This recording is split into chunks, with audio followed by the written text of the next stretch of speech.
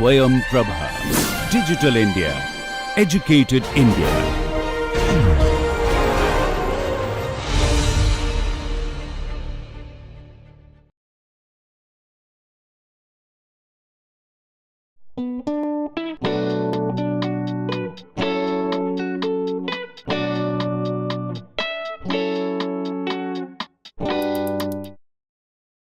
We will continue our discussions on symmetries and the associated conservation laws. The overview of today's lecture is as follows.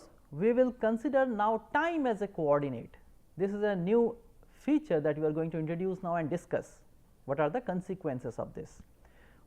In our variational formulation, in our variational statement or the definition of action, time was considered to be the de facto variable over which we define the action. The integral of the Lagrangian over time is the action. But what happens if time itself becomes a coordinate? We are going to discuss this. We will also discuss cyclic coordinate and the corresponding conservation law. We are going to introduce a new scalar quantity called Hamiltonian, and we are going to discuss some associated integrals of motion.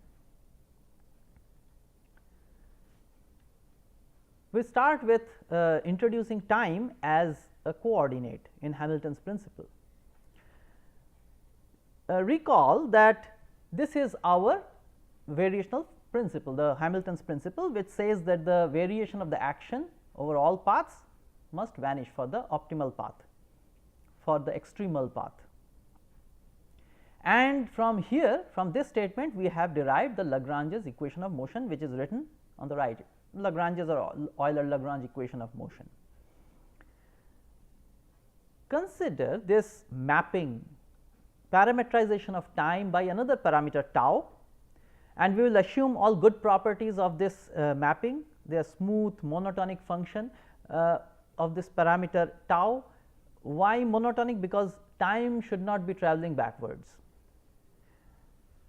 Therefore, it has to be monotonically increasing with tau.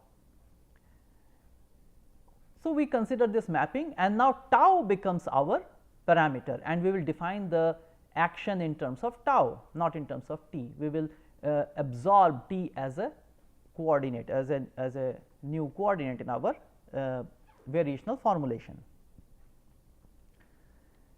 Now, to do that, we have to define what is dt. dt is t prime d tau, where t prime obviously is t d tau. This is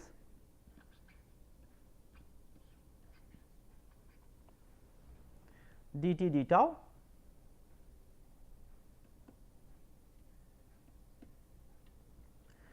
and it must also respect, we have this these parameters now, new parameters tau naught and tau 1, over which we are going to define this action, where tau naught and tau 1 are defined by this constraint that at tau naught time is t naught in our original coordinates, and at tau 1 it is t 1. We will define dq dt as, this is dq dt, that we will write as dq d tau times d tau dt, and if I write d tau dt in using the new definition, new functional definition of t, then it becomes 1 over t prime. Therefore, here we now have dq d tau, which I write as q prime. Prime would mean d d tau, prime would mean d d tau.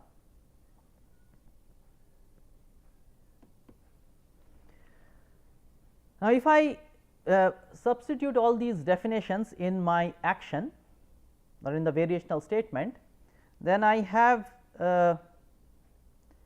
this Lagrangian as a function of q, q dot is replaced by q prime by t prime, t is already there, and in addition dt is tau prime d tau, and that is what we have here.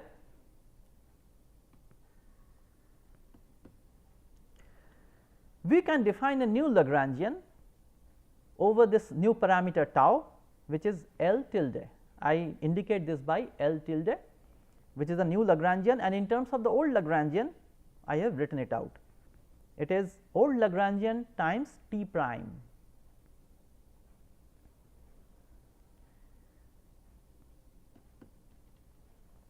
This is what we have, the variational statement and our new Lagrangian. Our new Lagrangian is the old Lagrangian times t prime, and we have redefined t in terms of tau. Notice that the action integral that I have written on the left, that has the measure d tau. Therefore, we are integrating over tau from tau naught to tau 1, and these tau naught and tau 1 correspond to t naught and t 1. Now, we have discussed this previously, that the structure of the Lagrange's equation will remain unchanged, it remains the same. In other words, with the new Lagrangian we will have the same structure d dt of del L tilde del q prime minus del L del q is equals to 0. So, this is our overall structure of the Lagrange's equation of motion, and that will remain unchanged. And therefore, we have to do a little bit of calculations to find out these terms, individual terms. Let us see those calculations. Note another thing, that this L, this part of the new Lagrangian is same as our old Lagrangian with time. Here it is q dot has been replaced by q prime by t prime. Now, we look at these calculation of the individual terms in terms of the old Lagrangian. So, new Lagrangian, for example, we will need this term del L tilde del q, we will need this term in the new Lagrange's equation of motion, and that turns out to be, if I want to take del L tilde del q, have a look here, del L tilde del q, here is q sitting, and that appears only in the old Lagrangian. Therefore, it is del L del q, and of course, in the new Lagrangian you have a t prime which is not explicitly dependent on q. Therefore, that comes additional.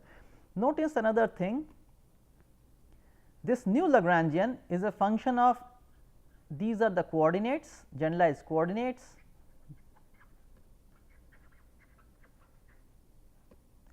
and these are the now the generalized velocities.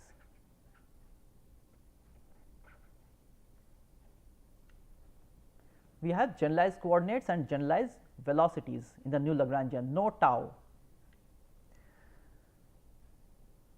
and time is a generalized coordinate, and t prime, which is d t d tau, is a new generalized velocity. Okay.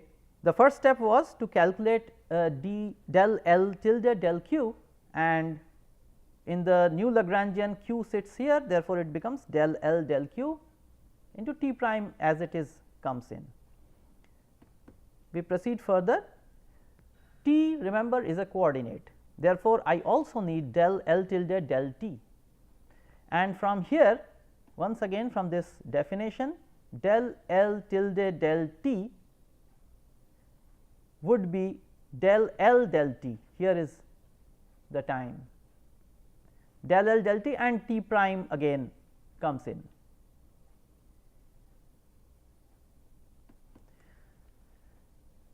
We also need this del L tilde del q prime, just like in Lagrange's equation we need the partial derivative of the Lagrangian with respect to the generalized velocities. Now, the generalized velocities in terms of the coordinates are q prime. In terms of the new variable tau, it is q prime. Therefore, we will need del L tilde del q prime, and to do that we have to use chain rule. Del L tilde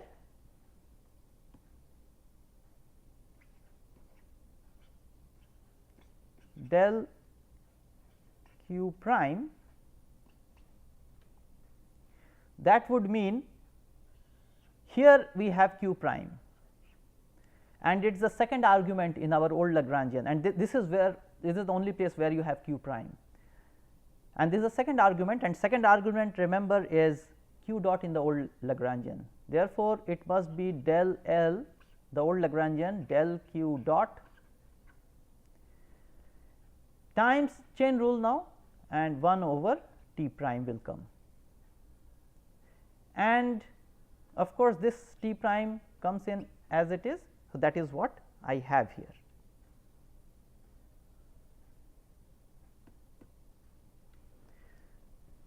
Therefore, simply it is del L del q dot. Now, the partial derivative of the Lagrangian with respect to the generalized velocity corresponding to the new coordinate time. So, t prime del L tilde del t prime. Where all do we have t prime? We have t prime here and here, and we want to find out del L del t prime.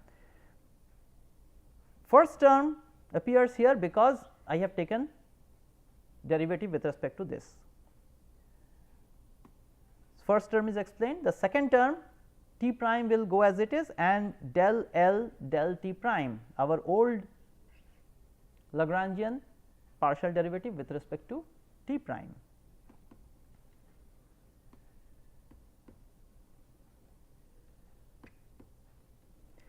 And if I write this out in detail using chain rule, then this is what I obtain. Del L, this is the second argument. So, del L del q dot, the old Lagrangian, del of the old Lagrangian del q dot times partial derivative with respect to t prime of the argument, and that becomes minus 1 over t prime square times q prime. And this quantity del L del q dot, remember, is the generalized momentum or the conjugate momentum vector, and therefore, I can write this as L minus q dot dot product the generalized momentum. Okay.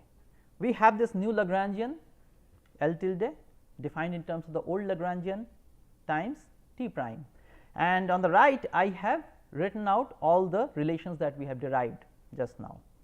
In addition, I have also written this d d tau is t prime d d t, which we will keep using. Let us proceed. Our Lagrange's equation of motion, this is the first equation corresponding to these coordinates,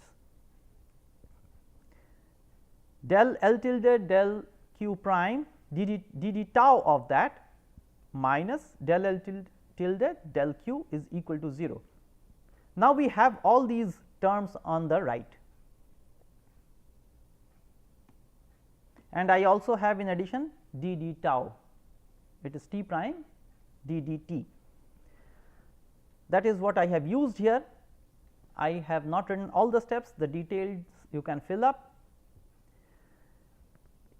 Therefore, this equation reduces to d d t del L del q dot minus del L del q, and this is a familiar form of our Lagrange's equation when we had the integral over time, the action integral as an integral over time. Therefore, our equations of motion for the standard coordinates, generalized coordinates, they remain intact. We have time as a new coordinate, a scalar variable. Therefore, we have one additional equation of motion, and that becomes d d tau del L del t prime minus del L tilde del t. With respect to the new Lagrangian, we have to take these derivatives, and I have written out all these terms on the right. If you use them, you will obtain this equation, where I have used this d d tau, replace this d d tau by t prime d d t times del L tilde del t prime. Del L tilde del t prime is this quantity minus del L tilde del t, it is here, everything is in place, and you can simplify the whole thing like this. So, it is d dt of a certain quantity minus del L del t equal to 0. These are our equations of motion. So, this is first equation of motion corresponding to our generalized coordinates, and this is the new equation of motion that we have obtained because we have considered time as a coordinate.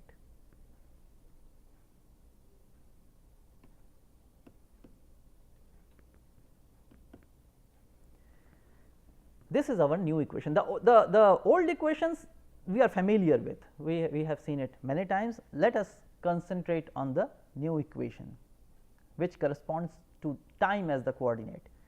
d d tau del L tilde del t prime minus del L tilde del t equal to 0, and we know whatever sits in the d d tau, that must be momentum, generalized momentum. Therefore, this quantity we define as p t, the generalized momentum corresponding to time as a coordinate, and that has this expression L minus p dot q dot, the generalized velocity. This is the momentum, generalized momentum corresponding to time, or which is known as the momentum conjugate to time as the coordinate. We define, for a convention that will be clarified very soon, we define a new scalar quantity h, which we call the Hamiltonian, as negative of the momentum conjugate to time. This is this, why this negative? For this we will discuss further, and we will see why. This is a convention. We define Hamiltonian as negative of the momentum conjugate to time. Therefore, Hamiltonian is p dot product with the generalized velocity minus the Lagrangian. Of course, this precise definition of Hamiltonian is a little more involved. There is one more step to it, which we are not going to discuss here, but this quantity we will call Hamiltonian. Thus, Hamiltonian is the negative of the momentum conjugate of time.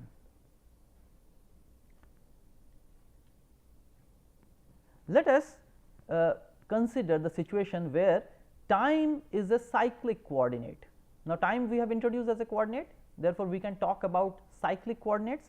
Suppose we have a situation where time becomes a cyclic coordinate in the new Lagrangian. That means, the new Lagrangian is independent of time, whereas it has t prime, it does not have t. This is cyclic coordinate.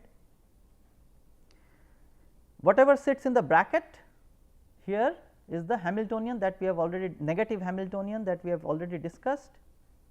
This is the negative Hamiltonian del L tilde del t prime.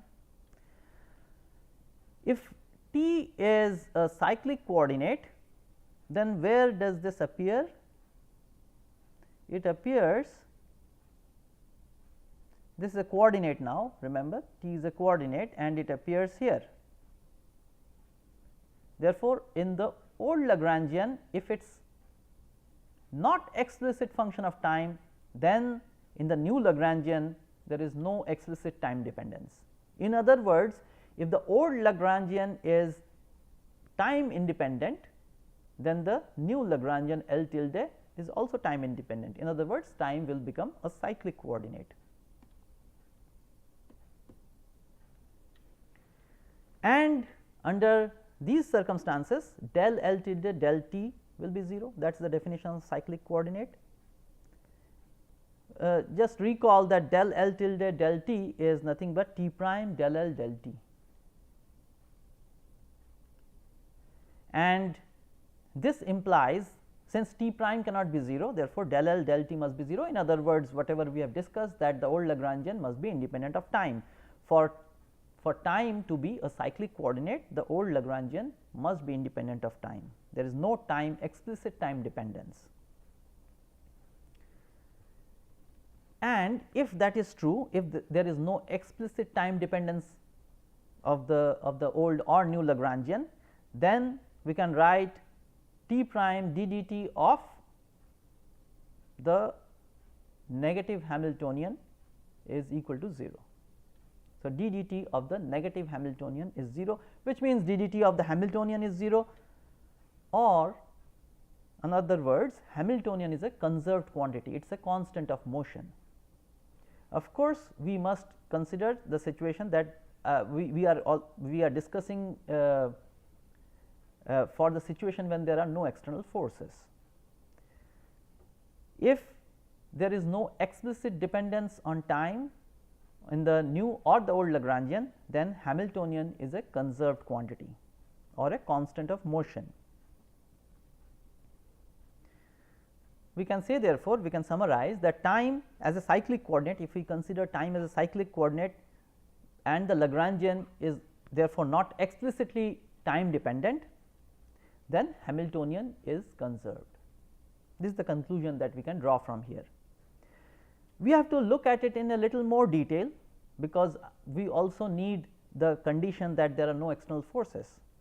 To see that, this is our Lagrangian, the old Lagrangian. Let us take total time derivative of the old Lagrangian. If you take total time derivative and use chain rule, then we have this derivative del L del q dot the generalized velocities plus del L del q dot product with the derivative of the time derivative of the generalized velocities plus del L del t. This is the general situation. Therefore, del L dl dt d dt of the Lagrangian, now using the Lagrange's equation, this is our Lagrange's equation with external force. Let us see what is the role of the external force. I find out this expression of del L del q and substitute here, and this is what I have. Del L del q I have replaced by this bracketed quantity, of which you know del L del q dot is nothing but the generalized momentum, and wherever del L del q dot comes, I have written the p vector, the generalized momentum vector.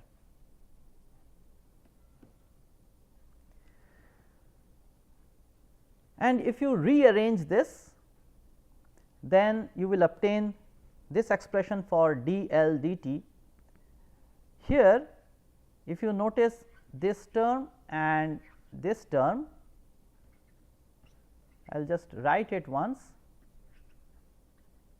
So, it is d dt of the generalized momentum dot the generalized velocity plus generalized momentum dot time derivative of the generalized velocity, and that can be written as d dt of p dot generalized velocity, and that is what I have written here. I have made some simplifying steps, and I also have this minus q the generalized force dot the generalized velocities, and del L del t remains as it is, and that implies d dt. I have taken I have brought this term here and taken all the other terms to the other side, and what we have is d dt of p dot generalized velocities minus the Lagrangian must be equal to, which is equal to d Hamiltonian dt. This is the Hamiltonian, recall this is the Hamiltonian. Therefore, this is d dt of the Hamiltonian, and on the other side we have this generalized force dot the generalized velocity minus del L del T.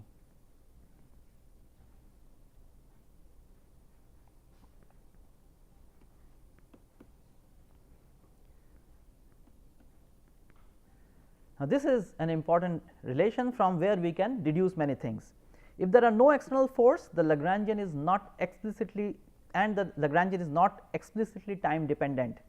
Then what happens? If there are no external forces, this is 0. Lagrangian is not explicitly time dependent, this is 0. In that case, the Hamiltonian is a conserved quantity.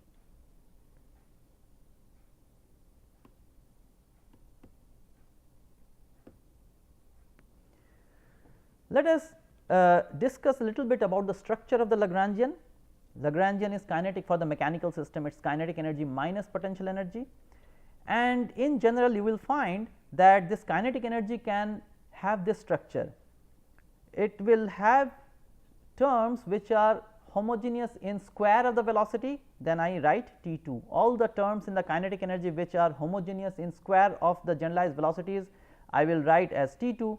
All the terms which are linear in generalized velocities, I will write them as T 1, and which are independent of velocity, I will write as T naught, and minus the potential energy. Therefore, T n stands for the homogeneous of degree n terms in generalized velocities. Let us look at this example. Normally, we tend to think that kinetic energy must always have square, must be square in velocities, but it need not be. This is an example which shows us clearly that kinetic energy can have square in generalized velocities, of course, theta dot square, but this is independent. This does not have any generalized velocity. Therefore, this is a T 0 term and this is a T 2 term. Therefore, here the kinetic energy T is T 2 plus T 0. Let us proceed further. This example we have seen many times. Here we have generalized velocity square, generalized velocity square, generalized velocity square, second degree. So, this x dot q dot theta dot, x dot theta dot means that it is a second degree term. Therefore, this kinetic energy is completely T 2, there is no T 0 or T 1. We look at another example.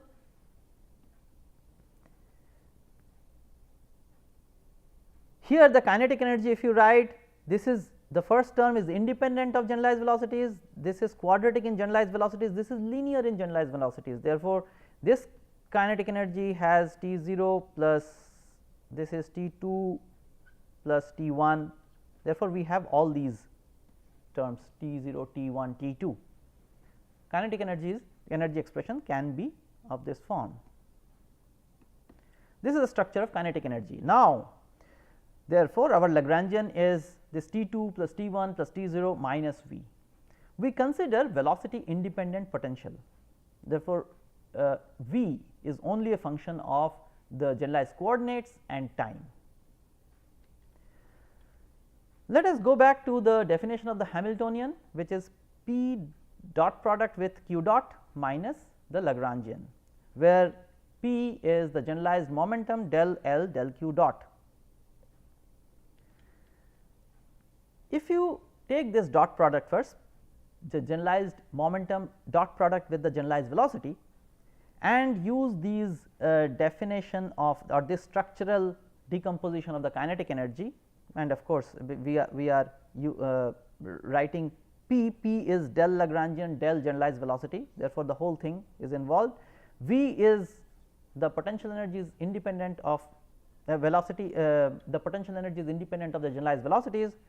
Therefore, when I do this del L del Q dot, terms will be generated only from the kinetic energy, and T 0 will of course not generate any term because it does not have the generalized velocities, only T 2 and T 1 and this dot product with Q dot of both, because I have this dot product.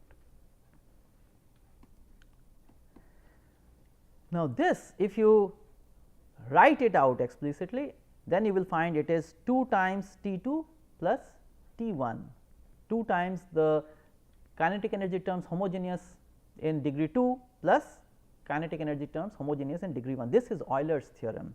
If you have any function, f, let us say is a function of x and y, and let us say it is a x square plus b x y, this is homogeneous in degree 2. I want to find out del f del x del f del y, this vector dot with x and y, and that becomes del f del x is 2 a x plus b y, and del f del y is b x dot product with x y, and that becomes, if you take this dot product, 2 a x square plus b y x plus b x y, and that becomes 2 a x square plus b x y, or in other words 2 times f. This is Euler's theorem, and you can do it for T 1 and etcetera, and you will get this.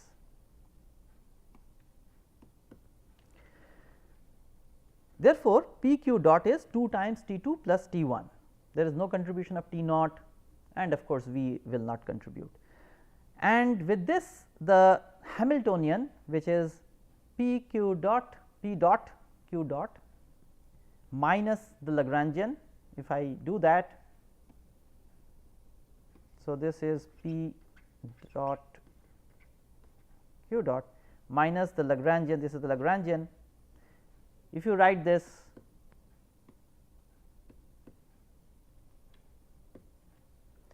then you find that the Hamiltonian will become T 2 minus T naught plus V.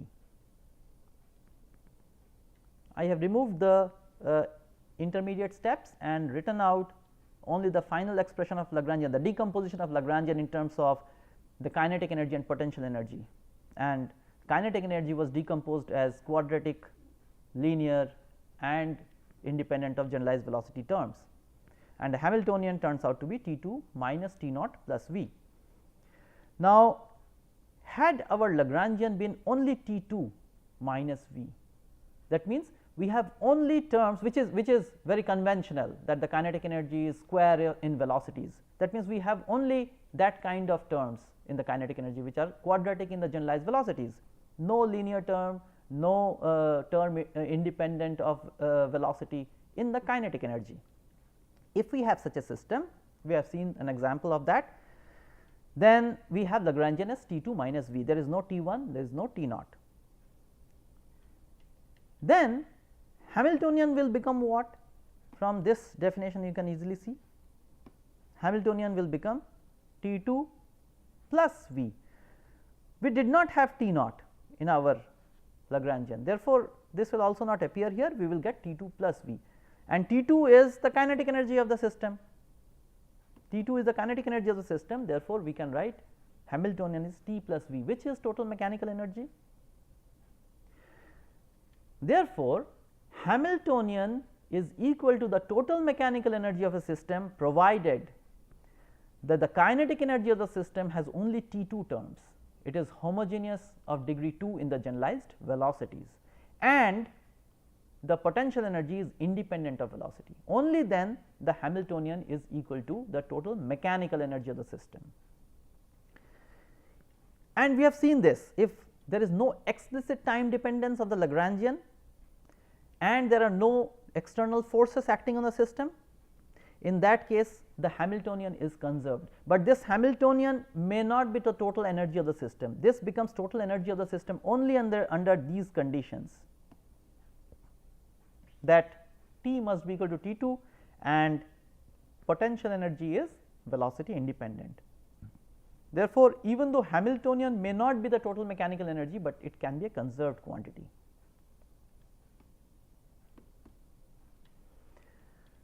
Why do we worry about symmetries or infinitesimal symmetries as we have discussed them?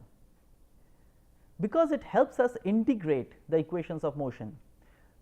When we talk about Hamiltonian, it has only first derivative.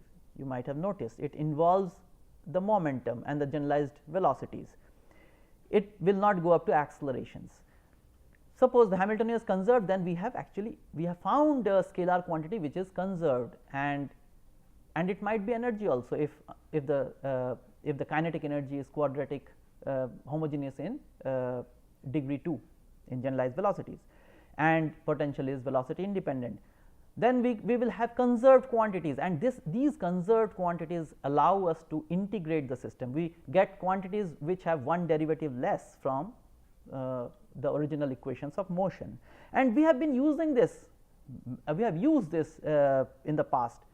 We have used it to solve problems of dynamics. We use linear momentum conservation, angular momentum conservation, energy conservation, etc. We have used them in the central force motion problems. We have used angular momentum conservation, energy conservation. Therefore, these conserved quantities allow us to simplify solution of the problem, or it allows us to see the structure of the dynamics, or qualitatively allows us to qualitatively understand the dynamics of the system, and also solve problems, because if I have one derivative less in my quantities, then it becomes much easier to integrate further. So, that is why we are interested in these infinitesimal symmetries and the conserved quantities, or the constants of motion and things like that. Just to summarize what we have discussed in this lecture, we have considered time as a coordinate, looked at the consequences of time being a cyclic coordinate, and found that if time is a cyclic coordinate, then a new conserved quantity is obtained, which is called the Hamiltonian, and we have discussed about the integrals of motion and their importance in dynamics. So, with that I will conclude this lecture.